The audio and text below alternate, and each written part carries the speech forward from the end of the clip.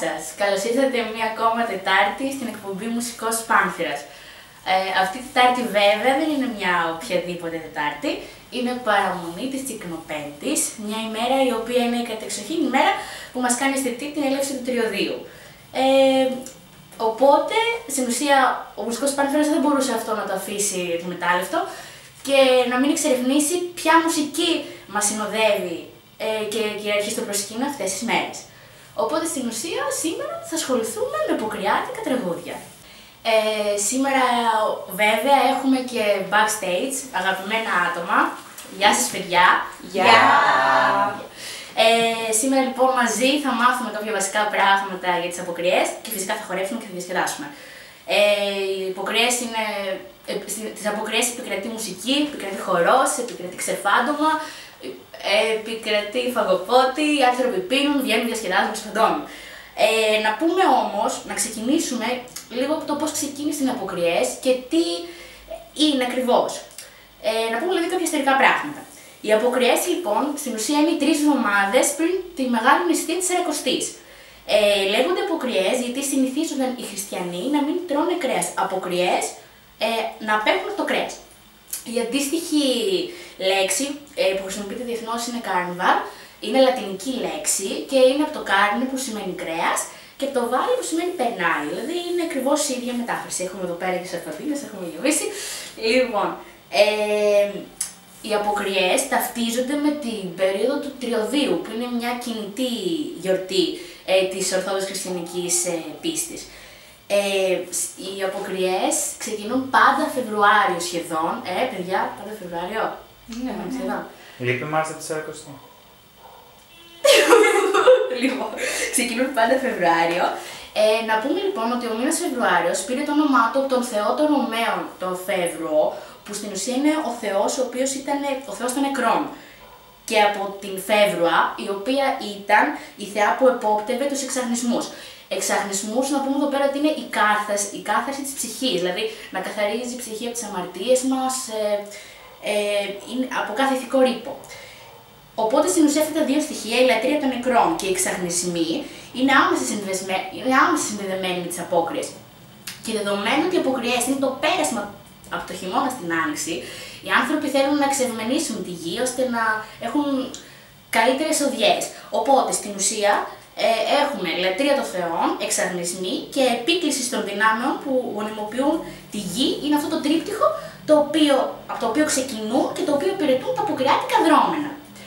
Να πούμε ότι τα αποκριάτικα δρόμενα εκφράζονται με σατυρικό χαρακτήρα και έχουν έτσι μια σεξουαλική και ερωτική ελευθεριότητα. Εδώ πέρα πρέπει να σταθούμε λίγο.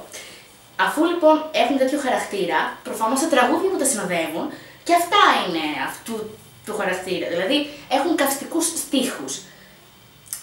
Να πούμε και ότι ανάγονται στις διονυσιακές τελετές. Από εκεί ανάγονται τα αποκριάτικα δρόμενα, από την αρχαία Ελλάδα που οι άνθρωποι λάτρευαν τον θεό Διόνυσο. Είναι τα λεγόμενα φαλικά άσματα. Τα ξέρετε παιδιά τα φαλικά άσματα? Ναι! Αλλιώς. Είναι αρχαιοελληνικά έθιμα, τα οποία ακόμα διατηρούνται οι παραδόσεις αυτές στα χωριά και προέρχονται από το φαλό, που προφανώς θα ξέρετε τι σημαίνει. Εντάξει τώρα, δεν είναι τόσο τηλεοπτικό να το πούμε. Wing-wing. Λοιπόν, και στην ουσία, στην αρχαία Ελλάδα δεν υπήρχε οτιδήποτε ήταν φυσικό, δεν ήταν πρόστιχο. Οπότε τα δρόμενα αυτά συνοδεύονται από μια μουσική, η οποία έχει καυστικούς στίχους και πρόκειται δηλαδή για παραδοσιακά κομμάτια που συνοδεύονται από κωμικά νούμερα. Αυτό στην ουσία κρύβεται πίσω από τις αποκριές. Οπότε να δούμε κάποια μουσικά κομμάτια τα οποία είναι αντίστοιχα αυτού του είδους. Θα αναφέρω το δίσκο της Δόμνας Σαμίου, τα αποκριάτικα, το οποίο περιλαμβάνει πάρα πολλά φαλικά άσματα. Θα αναφέρω εγώ ενδεικτικά κάτι που μπορώ να αναφέρω και να ακούσουμε, το πώς θα τρίβουν το πεπέρι. Είναι ένα κομμάτι... Πώς? Είναι ένα κομμάτι λες χορός, ο οποίος στην ουσία είναι αργός αντρικός χορός στα 3 και εναλλάσσεται με μιμητικές τελετουργικές κινήσεις κατά ομάδες. Π.χ. λέει το τρίβεις με τη μύτη, πέφτουν οι άνθρωποι κάτω και το τρίβουν με τη μύτη. Θα έχουμε μια εικόνα εδώ πέρα προφανώς. κάπου γύρω-γύρω. Και ξέρω εγώ, μετά με το γόνατο το τρίβουν με το γόνατο. Και με άλλα σημεία του σώματός τους τα τρίβουν με τα άλλα σημεία του σώματός τους. Μπορείτε να ακούσετε αυτό το δίσκο ενδεικτικά και άλλα κομμάτια, όπως είναι το Πέθανο κρέας, η Θεία μου η Κοντήλο. Όπως βλέπετε είναι λίγο τα νούμερα κάπως και η στίχη ακόμα πιο κάπως. Υπάρχουν βέβαια και κάποια κομμάτια τα οποία είναι χαρούμενα και μας βάζουν στο πνεύμα των γιορτών. Είναι το «Τούτες ημέρες το έχουνε». Και τέλος υπάρχουν κομμάτια δημοτικά, ελληνικά δημοτικά κομμάτια τα οποία έχουν επικρατήσει και έχουν καθιερωθεί την περίοδο αυτή. Εμείς θα ακούσουμε το «Έλα βρε χαραλάμπη να σε παντρέψουμε». Για πάμε να τα ακούσουμε και να χορέψουμε. Πώς το τρίβλακα μου μωρί, πώς το τρίβουν το πιπέρι, με το γόνατο το τρίβουν και το ψήλο κοπανίζουν. Τούτες ημέρες του πούνε, τούτες οι εβδομάδες, για να χορεύουν τα παιδιά, να χαίρουν οι μανάδες. Και του μπορούν να πάει, τους μηγείς θα μας εφάει, τους μηγείς θα μην φατούμε, όλοι μέσα δεν να μπούμε. Λάμπρε χαραλάμπη να σε παντρέψουμε, να φάμε και να πιούμε και να χορέψουμε, να φάμε και να πιούμε και να χορέψουμε. Δεν τη θέλω, Κάτι μάρεις, άλλα λόγια πέστε βρε παιδιά. Τι καμώματα είναι τούτα με το ζόρι παντριά. Βρε τι καμώματα είναι τούτα με το ζόρι παντριά. Φυσικά, κάθε τόπος έχει τα δικά του έθιμα. Σήμερα εδώ πέρα θα αναφέρουμε κάποια έθιμα χαρακτηριστικά κάθε τόπου. Θα ξεκινήσουμε με το γαϊτανάκι, το οποίο στην ουσία είναι από τα λίγα έθιμα που διατηρείται αυτούσια ως τις μέρες μας και στην ουσία σχεδόν σε όλη την Ελλάδα το έθιμο αυτό εφαρμόζεται ακόμα. Είναι ένας χορός ο οποίος δεν είναι απόλυτα στο χρώμα και στο κέφι της αποκριάς. Στην ουσία πέρασε στην Ελλάδα από τους πρόσφυγες του Πόντου και της Μικράς Ασίας και έδεσε απόλυτα με τα τοπικά έθιμα της κάθε περιοχής. Πρόκειται για έναν χορό που αποτελείται από ένα στήλο, από τον οποίο ξεκινούν 13-12 κορδέλες, η κάθε μία διαφορετικά χρώμα, πολύχρωμες, είναι πολύχρωμες. Και έχουμε 13 χορευτές. Ο ένας κρατάει τον στήλο και οι άλλοι 12 κρατάνε από μία κορδέλα η οποία λέγεται γαϊτάνι. Από εκεί πήρε το όνομά του και το έθιμο και λέγεται το γαϊτανάκι. Οπότε λοιπόν τι γίνεται, είναι σε ζευγάρια και όταν ξεκινάνε να χορεύουν, ο κάθε χορευτής εναλλάσσεται με το τέρι του και περνάει μία από μέσα από τον άλλο χορευτή και μία απ' έξω. Όπως λοιπόν γίνεται αυτή η διαδοχική κίνηση, το κάνει κάθε χορευτής, πλέκεται το γαϊτανάκι και δημιουργούνται πάρα πολύ όμορφοι χρωματικοί συνδυασμοί. Στην ουσία γι' αυτό ταιριάζει με το χρώμα και το κέφι της αποκριάς, είναι ένας πολύ χαρούμενος χορός. Και όταν κάποιοι το ξεπλέκουν ξανά και ξανά το πλέκουν, άλλοι το φτάνουν μέχρι τέλος, γιατί όσο το πλέκεις όσο πιο κοντά έρχονται οι χορευτές στο στήλο και φυσικά τελειώνει και όταν τελειώνει μένει πλεγμένο κάποιες φορές να συμβολίζει το τέλος και τη χαρά της αποκριάς. Αυτό είναι το γαϊτανάκι. Κάθε τόπος βέβαια έχει και τις δικές του επιρροές από τους διάφορους κατόχους που είχε ανά καιρό. Θα αναφέρω και τα Κτάνησα που έχουν τις καντρίλιες και τους λανσιέδες. Είναι χοροί οι οποίοι είναι γαλλικοί χοροί, είναι αυτοκρατορικοί χοροί, χορεύονται σε ζευγάρια, είναι από τη βικτωρινή εποχή, φοράνε ειδικές φορεσιές, μάλλον θα σας έχουμε κάποια εικόνα να δείτε κάτι ενδεικτικό. Και είναι χοροί οι οποίοι είναι πραγματικά με υποκλήσεις αυτοκρατορικοί. Και αυτό που είπα πριν, ότι ο κάθε τόπος έχει συνδυάσει το γαϊτανάκι με τα δικά του έθιμα, στα Κτάνησα για παράδειγμα στην Κεφαλονιά που μεγάλωσα εγώ, το γαϊτανάκι χορεύεται με τις καντρίλιες. Δηλαδή συνοδεύεται το παραδοσιακό τραγούδι, είναι η καντρίλια που συνοδεύει το χορό του γαϊτανάκι. Οπότε στην ουσία ο κάθε τόπος έχει προσαρμόσει τα δικά του έθιμα σε διάφορες παραλληλικές συνήθειες. Να αναφέρουμε λοιπόν και κάποια έθιμα τα οποία είναι από τη Βόρεια Ελλάδα, να αναφέρουμε τον Φάνο της Κοζάνης, όπου στην ουσία ανάβουν σε όλες τις γειτονιές της Κοζάνης φωτιές. Να αναφέρουμε τις μπούλες από την Άουσα της Συμμαθίας. Στην ουσία είναι μια τελετή φυλετικής μοίησης, ενηλικίωσης των νέων αγοριών, όπου τους συνοδεύουν άντρες, οι μεγαλύτεροι άντρες της φυλής. Τα αγόρια τα μικρά φοράνε γυναικεία ρούχα και στην πορεία τα βγάζουν ώστε να γίνουν άντρες. Είναι μια τελετή φυλετικής μοίησης. Θα αναφέρουμε το βλάχικο, τον πολύ γνωστό βλάχικο γάμο της Θήβας, όπου ξεκινάει την Τσικνοπέμπτη, δηλαδή από αύριο, και γίνεται το προξενιό την Τσικνοπέμπτη και τελειώνει με το γλέντι των συμπεθέρων. Και φυσικά μπορείτε να ψάξετε στο YouTube να βρείτε πάρα πολλά έθιμα. Εμείς αναφέραμε αυτά. Και να πούμε ότι σχεδόν σε όλη τη Βόρεια Ελλάδα ανάβουν φωτιές στις γειτονιές, στα Γιάννενα για παράδειγμα. Ανάβουν φωτιές και μαζεύονται άνθρωποι, χορεύουν παραδοσιακά μουσικά κομμάτια, τελούνται δρόμενα και τρώνε φαγοπότη και πίνουν. Λοιπόν, οι Έλληνες εμείς αγαπάμε πάρα πολύ το καρναβάλι. Και αναπόφευκτα αγαπάμε τη Latin μουσική. Πολλοί Έλληνες ερμηνευτές ή καλλιτέχνες έχουν συνθέσει και ερμηνεύσει διάφορα Latin κομμάτια, όπου με τον καιρό καθιερώθηκαν και τα ακούμε πια το καρναβάλι και έχουμε γελάσει πολύ με αυτά. Και ας πάμε να ακούσουμε κάποιον να θυμηθούμε όλοι μαζί.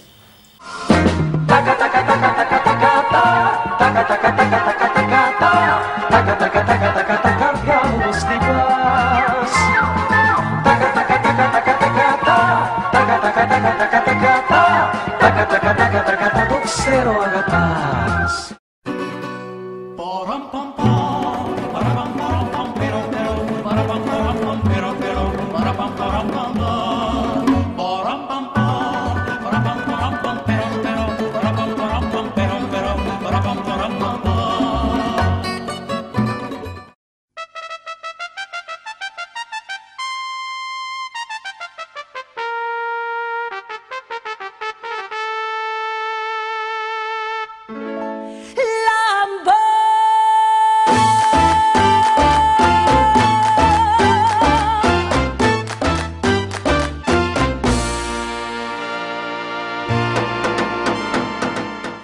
Ως γνωστόν, το τριώδιο διαρκεί 3 εβδομάδες. Η πρώτη εβδομάδα είναι η λεγόμενη προφωνή, επειδή παλιά έβγαιναν στον δρόμο άνθρωποι και διαλαλούσαν με ντουντούκες ότι έρχονται οι αποκριές. Η δεύτερη εβδομάδα λέγεται κρεατινή ή της κρεοφάγου και είναι επειδή έτρωγαν κρέας όλη τη βδομάδα και οι χριστιανοί δεν νήστευαν ούτε Τετάρτη ούτε Παρασκευή. Είναι και η Τσικνοπέμπτη. Στην ουσία τώρα διανύουμε τη δεύτερη εβδομάδα της αποκριάς, δεύτερη εβδομάδα του Ριωδίου, είναι η εβδομάδα της Κρεοφάγου και αύριο έχουμε Τσικνοπέμπτη, τρώμε κρέας, διασκεδάζουμε, γλεντάμε, είναι η εβδομάδα της χαράς. Και η εβδομάδα που παίρνουμε κάποια κιλάκια συνήθως. Πάμε στην τρίτη εβδομάδα που είναι η εβδομάδα της Τριοφάγου, λέγεται Κετηρινή και λέγεται έτσι γιατί έτρωγαν οι χριστιανοί πολλά γαλακτοκομικά, μόνο γαλακτοκομικά, ως ενδιάμεση κατάσταση από την κρεοφαγία της δεύτερης εβδομάδας μέχρι την πλήρη νηστεία που θα επακολουθήσει τη Σαρακοστή. Στην ουσία αυτές είναι οι 3 εβδομάδες, αυτές είναι οι παραδόσεις μας, οπότε παιδιά που θα πάτε τις αποκριές. Πάτρα! Βενετία! Βελετία! Θα ήθελα! Λοιπόν, εγώ να σας πω πάντως να ξέρετε. Εσύ που θα πας? Εγώ θα πάω μάλλον Πάτρα. Αν δεν έχω γυρίσματα εκπομπής, θα πάω Πάτρα. Σιγά. Θα κανονίσουμε όλοι. Έτσι. Λοιπόν, μεγαλύτερα κέντρα τέτοιου ξεφαντώματος στην Ελλάδα είναι η Πάτρα, η οποία έχει το καρναβάλι, το λεγόμενο πατρινό καρναβάλι, το οποίο έχει τις ρίζες του το 19ο αιώνα, κρατάει 2 μήνες και την τελευταία Κυριακή γίνεται η μεγάλη παρέλαση και όπου βγαίνει το ομοίωμα του Θεού της Αποκριάς, ο βασιλιάς Καρνάβαλος. Επίσης η Ξάνθη με το πολύ γνωστό Ξανθιώτικο καρναβάλι. Και φυσικά να πούμε για το Ρέθυμνο, που φέτος το Ρέθυμνο είναι το 100ο καρναβάλι του Ρεθύμνου και διοργανώνεται υπό την αιγίδα του Υπουργείου Τουρισμού. Και να πάμε και στο εξωτερικό που μακάρι να μπορούσαμε όλοι να πάμε, γιατί γίνονται μεγάλα καρναβάλια. Θα αναφέρουμε της Βενετίας, θα αναφέρουμε το καρναβάλι της Νίκαιας που είναι στη Γαλλία και φυσικά το μεγαλύτερο καρναβάλι σε όλο τον κόσμο, το πιο φαντασμαγορικό, με την πιο πολυπληθέστερη συμμετοχή, είναι το καρναβάλι του Ρίο ντε Τζανέιρο. Α, εκεί πρέπει να πάω. Λες, Ωραία. Οπότε σας εύχομαι να πάτε όπου θέλετε στο καρναβάλι, να περάσετε ωραία, να δούμε ένα top 5 με μουσική που σίγουρα θα ακούσουμε σε οποιαδήποτε μασκαράδα και καρναβάλι θα πάμε. Και πάμε στο νούμερο 5. Όχι, μην πας ακόμα. Δεν θα το πάω μόνοι μου. Δεν κάνει καλή φύγητα. Λοιπόν, εντάξει. Και εμάς. Πάμε στο νούμερο 5. Ποιο είναι το 5, για να δω. Και τελαπόγκο. Que te la pongo, que te la pongo, que te la pongo, te la pongo ya. Que te la pongo, que te la pongo, que te la pongo y como sentirás. Και πάμε στο νούμερο 4. Ποιο είναι το νούμερο 4? Το κόγκα της Gloria Estefan. Come on, shake your body, baby, do that conga. No, you can't control yourself any longer. Come on, shake your body, baby, do that conga. No, you can't control yourself any longer.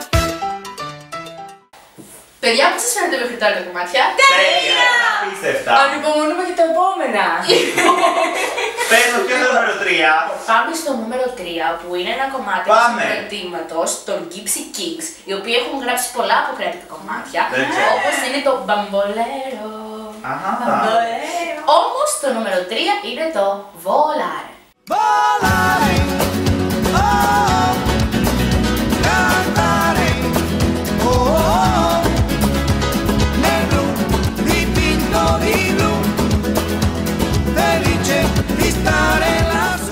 Και πάμε στο νούμερο 2. Το κομμάτι αυτό δεν θα μπορούσε να λείπει από τη top list των αποκριάτικων τραγουδιών. Είναι ένα κομμάτι που όλοι αγαπούμε, όλοι έχουμε.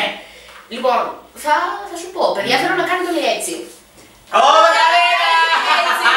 Να κάνετε έτσι, έτσι, νούμερο 2, Μακαρένα. Dala tu cuerpo alegría Macarena, que tu cuerpo es para dar la alegría y cosas buenas.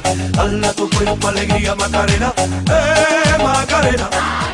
Και πάμε στο νούμερο 1.